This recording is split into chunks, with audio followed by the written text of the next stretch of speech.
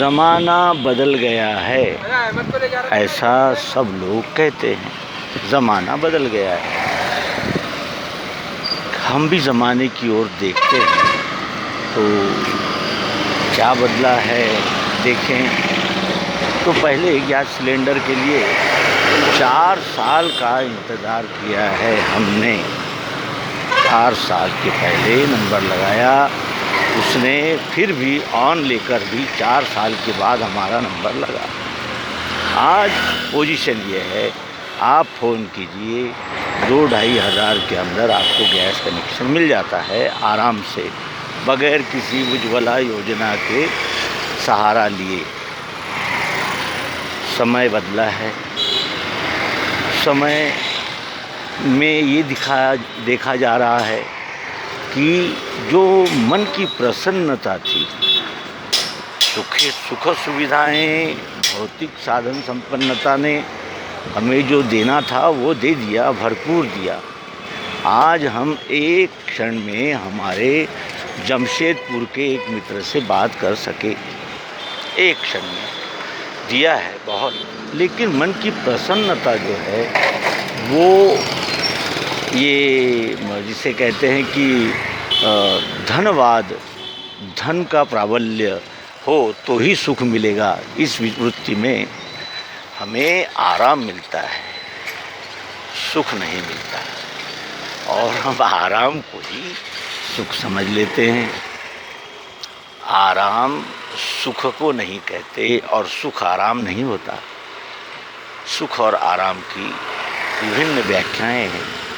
उसमें एक व्याख्या है सुख की कि उसमें शांति हो, तृप्ति मिले तो वो सुख हो सकता है, और दूसरा पक्ष ये है कि हम निश्चिंत हो जाएं, हम विलासी जीवन जी सकें, इतना धन हमारे पास हो, इसे सुख कहते हैं।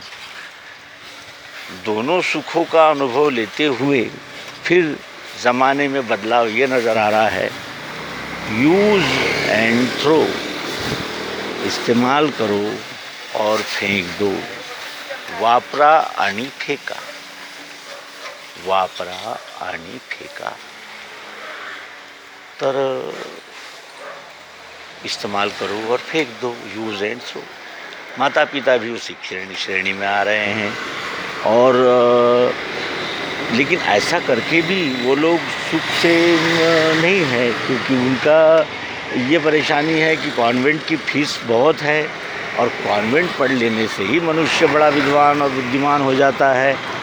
इस प्रकार की कुछ मान्यताएं भी देखने में आ रही है। ज़माना बदल रहा है, मंदिरों में, मठों में उत्सव होते थे, लोगों की भीड़ होती थी, सत्संग होते थे, बाबा कुछ खास विशेष चिंतन करके कुछ कहते थे, ये सब पता नहीं कहाँ गायब हो गया। फिर इस कोरोना की महामारी ने जो आतंक मचाया वो अभूतपूर्व है, और ये जीवाणु युद्ध भी हो सकता है। हमारे वैज्ञानिक इस दिशा में भी खोज करें कि कहीं ये जैविक युद्ध तो नहीं था, और कैसे ये फैला, और हवा में किस तरह इसका वायरस घुल गया। इस प्रकार की खोज भी हमारे वैज्ञानिकों ने अवश्य ही करनी चाहिए, ये उनका कर्तव्य है, क्योंकि ये मानव जाति के लिए ही नहीं तो संपूर्ण इन्हें निसर्ग के लिए ये एक इन्हें धोखे का सिग्नल, रेड सिग्नल दिख रहा है, इसके प्रति भी सावधान होना चाहिए। ज़माना बदल रहा है, मानव अपने हित के लिए पंच महाभूतों का शोषण कर रहा है, उसके परिणाम भी भोग रहा है। ईड और ईडी और इवन जो दिल्ली में प्रयोग हुआ वाहनों को चलाने के लिए, वाहन से इसने गति तो पा ली, लेकिन वातावरण में, वायु में प्रदूषण फैला दिया। इन्हें ये आत्मघाती ही सिद्ध हो रहा है, और इसका उपाय क्या हो तो उसके लिए हमें ये देखना होगा इस ज़माने को क्या बदला जा सकता है? ज़माना बदल गया है, लेकिन क्या ज़माने को बदला जा सकता है?